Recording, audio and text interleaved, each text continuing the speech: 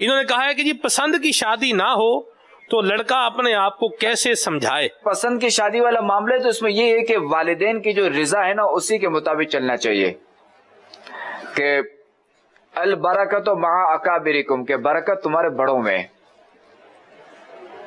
تو جو والدین کہیں نا اس پہ چلے بندہ، ورنہ ایسے واقعات ملتے ہیں کہ آپ یہ سنیں گے نا، شاید 80% جو طلاق کے جو معاملات ہیں، لڑائی جھگڑے کے معاملات ہیں، اس میں یہی ہے کہ جو پسند والے معاملات ہوتے ہیں نا ان میں اس طرح کے مسائل ہوتے ہیں.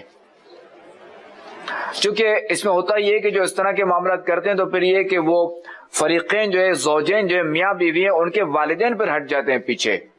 اب چونکہ یہ ہیں بچے، ان سے ہونی ہے بھول، الانسان مرکب عن الخطا والنسیان.